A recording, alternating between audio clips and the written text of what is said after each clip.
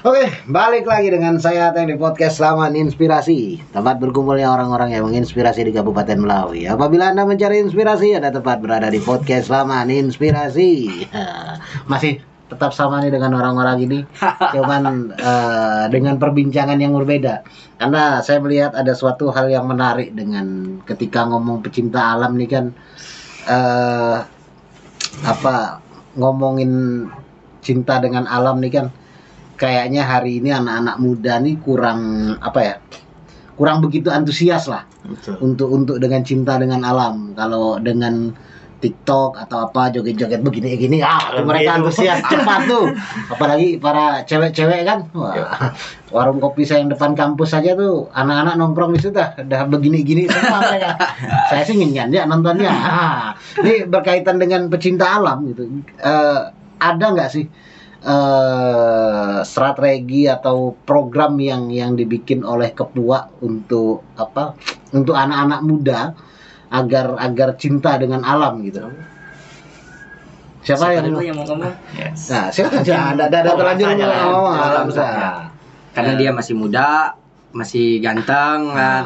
Lebih dekat dengan anak muda ya. Kalau yang sini kan udah jauh. Ketua apa nih tadi? Ketua cinta apa tadi? Makanya. Tadi kita bicara apa tadi Mas? Saya suka lupa. Ada nggak program atau strategi yang dilakukan Kepua agar anak-anak muda nih cinta gitu loh dengan alam? Mungkin saya mulai dari Kepua dulu ya Mas ya. Di Kepua sendiri kalau berbicara program itu ada namanya program tahunan ya Mas ya. Kepua sendiri sudah melakukan beberapa program di Melawi khususnya, mungkin di daerah Pemuar. Itu salah satu lokasi bukit yang mungkin rawan terjadinya longsor. Nah, Kepua Bukit Matu. Nah, di situ kawan-kawan Kepua coba buatkan kegiatan untuk penanaman pohon pada saat itu di tahun 2015 kalau tidak salah saya. Nah, dengan itu kita membawa anak-anak sekolah ataupun mahasiswa atau pokoknya umum lah di situ kan. Itu salah satu strategi kami gimana sih caranya mengayomi pemuda-pemuda yang ada di Melawi ini supaya mereka akan sadar terhadap lingkungan. Ya salah satunya kita coba lakukan bersama-sama lah. Yaitu ngajak mereka untuk menanam pohon gitu. Kita melihat seberapa besar sih potensi pemuda-pemuda di Melawi ini akan cinta terhadap lingkungan. Kemudian kami juga melakukan program seperti pelatihan-pelatihan. Salah satu pelatihan yang sudah kami lakukan yaitu pelatihan leadership kalau nggak salah. Kepemimpinan. Kepemimpinan. Itu juga kami undang dari sispala dari kabupaten luar seperti Kabupaten Sintang. Itu juga hadir pada saat itu. Nah, kita juga undang-undang beberapa orang-orang yang mungkin tokoh-tokoh di Melawi itu untuk menjadi pembicara, pemateri. Nah, di situ kita sama-sama belajar. Nah, itu juga program dari Kepua. Kemudian program rekrut tadi kan untuk menambah kuantitas anggota-anggota di Kepua kan. Kemudian masih banyak lagi hal-hal yang harus saya omongkan di sini, mungkin kawan-kawan yang lebih paham di situ. Ya. Mungkin ada yang ingin menambahkan. Untuk menambahkannya, dan kita sering juga kalau untuk program lingkungan kita sering juga kerjasama. Biasanya kita mengadakan kegiatan bersama, misalnya dengan kita berapa kali ngikut kegiatan kayak penanaman kemarin berpedas ya, kita juga ikut berpartisipasi di situ yang di Matu juga. Udah tuh pernah kerjasama dengan Lantas ya gitu dulu ya. Iya. Untuk penanaman yang itu acara Polantas milenial. Acara milenial kita juga ikut, dilibatkan kawan-kawan di Lantas. Terus salah satu panitia untuk di lapangannya untuk masalah lingkungannya. Nah, Bang Sudan mungkin tambahan? Boleh lah. Jadi apa tadi ya? Strategi atau program yang dilakukan. Jadi salah satu tadi udah disebutkan ya, berupa kita melakukan penanaman pohon itu supaya melihat tadi kan katakan melihat seberapa minat sih pemuda-pemuda di Melawi ini cinta tentang lingkungan. Terus ada tentang pelatihan kependidikan itu, kepemimpinan itu salah satu. Terus kita juga melakukan event itu. Dulu kita pernah melakukan event semacam lomba lintas alam. Terus kita juga melakukan lomba panjat dinding gitu. Jadi supaya ini loh Kepua, supaya orang lihat ini loh kegiatan yang dilakukan oleh Kepua gitu. Berarti terus kita juga misalnya ketika kawan-kawan melakukan perjalanan misalnya ke sungai air terjun, ke pegunungan dan segala macam, kita coba untuk sharekan, baik itu di media sosial Facebook, di media sosial lah pokoknya kita coba sharekan supaya banyak orang yang lebih melihat lagi, ini loh kegiatannya. Ternyata bukannya hanya kita bukan memikirkan bagaimana sih cara kita untuk menjaga alam ini, bukan kita harus supaya mereka tidak berpikir seperti itu. Rupanya kita juga bisa happy loh dengan keindahan alam yang udah diciptakan oleh Yang Maha Kuasa gitu. Ya berarti kan banyak strategi. Kalau misalnya saya lihat dari penjelasan dari teman-teman tadi, banyak strategi sebenarnya yang dilakukan dengan ngajak anak-anak muda, anak-anak sekolah untuk nanam pohon. Terus tadi dari Bang Sudar, bukan hanya mengajarkan mereka seperti itu, tapi untuk menikmati alam juga harus dilakukan gitu. Karena untuk anak muda lebih cinta itu kan kalau nggak kenal kan akan sulit dulu ya. Jadi kenal dulu sama alam nih, enak loh untuk dinikmati, indah gitu. Nah setelah itu mungkin akan membangun kecintaannya dengan dimotivasi. Ini kalau nggak dijaga hutannya, kita nggak bisa nikmati air terjun ini, nggak nikmati keindahan alam ini. Jadi ada strategi semacam itu juga ya. Nah Mas tadi sempat dikatakan di wawancara sebelumnya program pendaftaran anggota itu rata-rata adalah anak-anak sekolah. Nah, sedangkan Kepua ini kan organisasi umum kan, berada independen, berada di luar. Biasanya sepemahaman saya kalau misalnya organisasi independen gitu, biasanya yang lebih banyak direkrut adalah orang-orang umum. Misalnya anak-anak dulu yang di kampus suka dengan pecinta alam, keluar mereka tidak ada yang menampung lagi, organisasi independen lah yang menerima. Nah di Kepua ini malah kebalik gitu, yang ini tidak jadi target sasaran utama, tapi malah anak-anak sekolah yang jadi target utama. Nah itu kenapa kok itu dijadikan target utama gitu? Gini Mas, kalau mengapa mereka yang menjadi target utama, karena misalnya yang umum itu, mereka yang udah agak berumur, mereka itu udah lebih pengetahuannya udah lebih itu kan, udah lebih banyak gitu. Apalagi yang kayak mahasiswa yang udah ikut pecinta alam kan, jadi ikut Mapala. Jadi mereka itu udah paham gitu. Nah, sementara bagaimana kita berpikir ini loh, generasi muda yang akan muncul ke depannya nanti itu, bagaimana supaya mereka memahami tentang arti kita mencintai alam gitu. Bukan hanya sekedar kita menikmati hari ini, tetapi ke depannya kita tidak bisa menikmati lagi. Nah, jadi kita mulai memasuki mereka dari dini, dari mereka SMA, sehingga mereka ke depannya itu lebih bisa lagi untuk mengayomi yang lain gitu. Mungkin ada yang ingin menambahkan, Bang Richard? Mungkin gini ya Om, nambah sedikit dari Bang Sudar. Kenapa sasaran kita lebih ke kebanyakan anak SMA gitu kan? Kita katakan SMA lah, karena ada umum. Karena kita pikir gini, di era kita sekarang ini, kita ngomong masalah pergaulan ya Mas. Bagaimana kita menciptakan pergaulan yang punya manfaat? Lebihnya ke situ. Punya manfaat bagi diri sendiri. Dosa lah kita ngomongkan untuk luasnya. Untuk diri dia sendiri dan keluarganya dulu udah cukup gitu. Karena kita bakalan kedepannya itu terjun ke masyarakat. Kenapa kita tidak cari umum? Hendaknya benar kata Bang Sudar tadi, kalau dia yang udah punya pengalaman, otomatis dia lebih gimana gitu. Dibandingkan kita mengarahkan kayak adik-adik kita yang SMA ini, bagaimana punya kumpulan, punya pikiran untuk mencintai suatu, kayak kita ngomong lingkungan tadi kan. Lingkungan gimana, kepedulian dia tuh gimana gitu. Yuk kita sama-sama Sama-sama untuk untuk merawat lingkungan. karena kita pikir untuk kedepannya siapa lagi kalau bukan oleh generasi muda itu.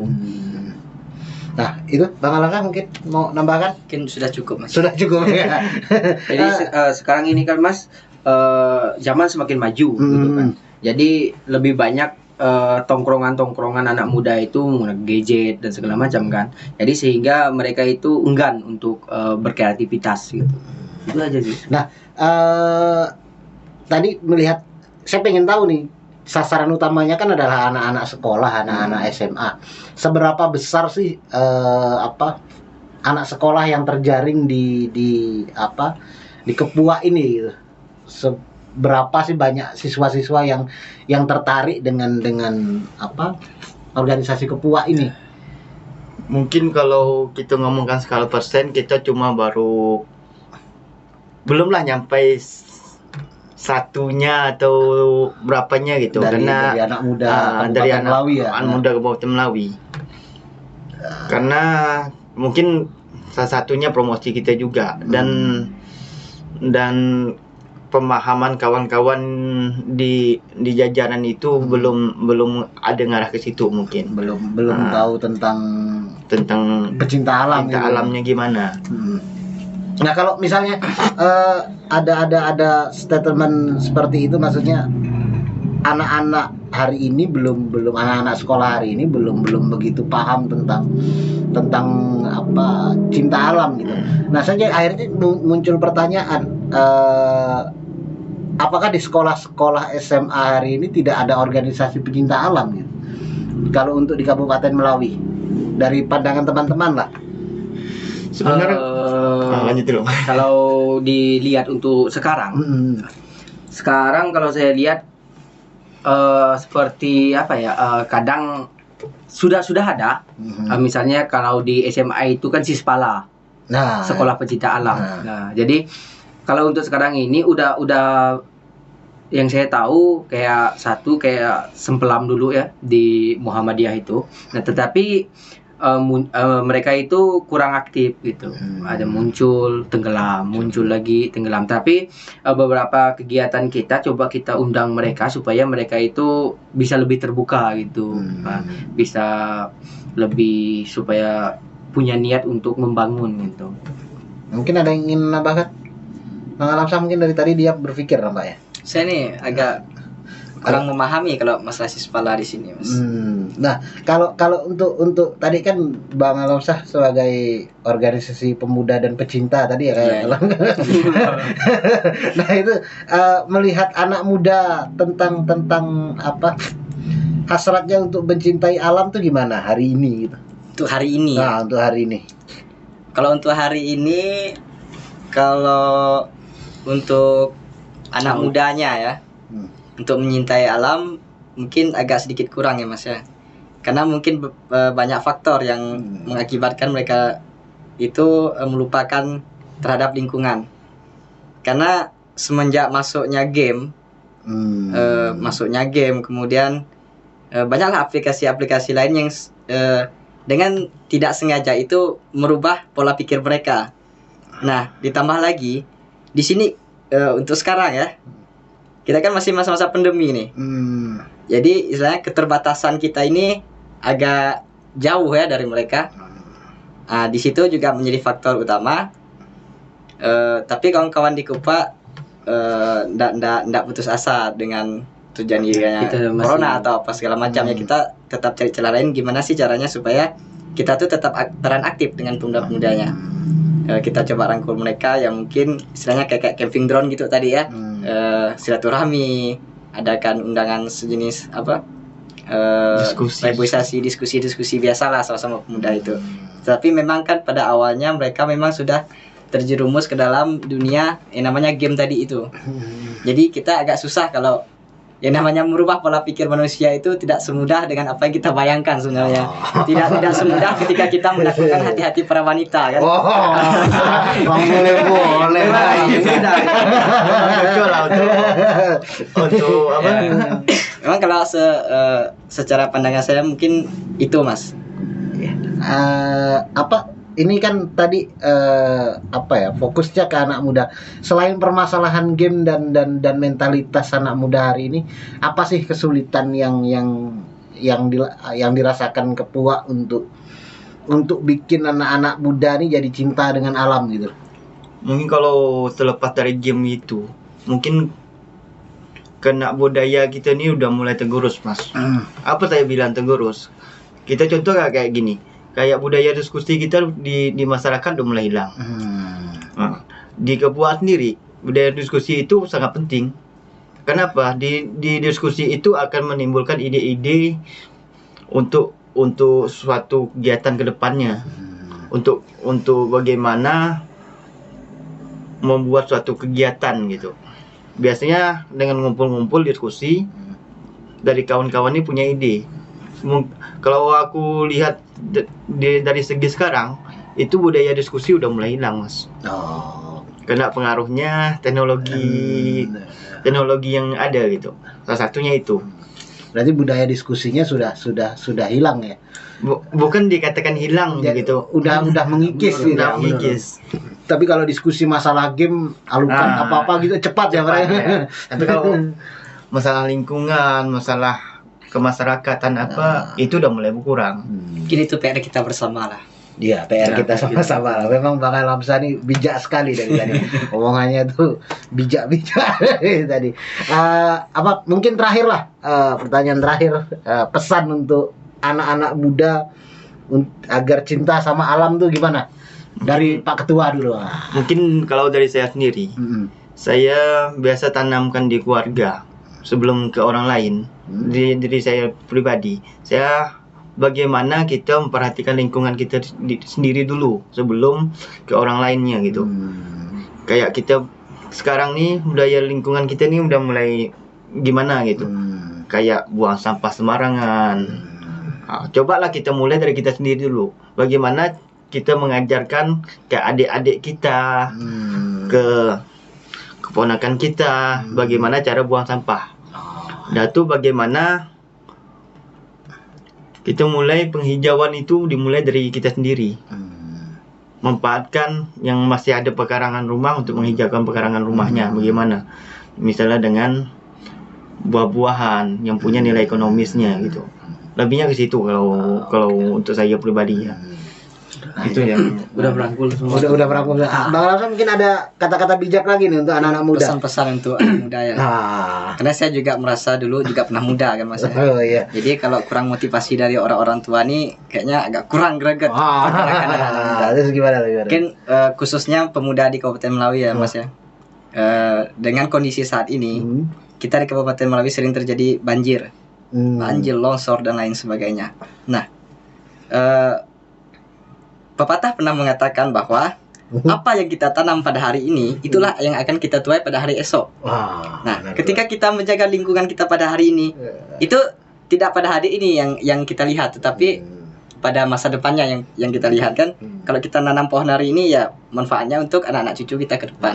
Jadi bagaimana anak-anak muda di Kabupaten Melawi semoga mudah membuka pikirannya itu untuk sedikit mencintai lingkungan.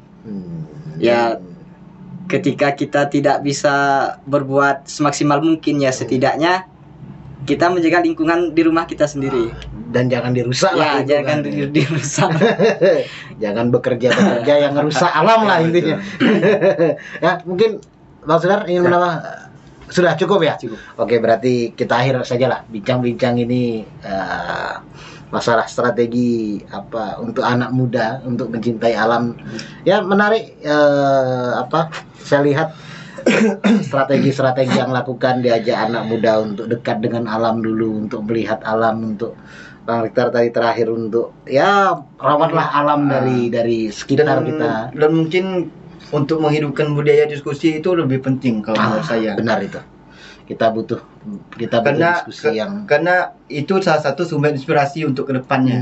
Kalau bukan kita, kata bahasa itu kan, kalau bukan kita siapa lagi gitu. Benar tuh.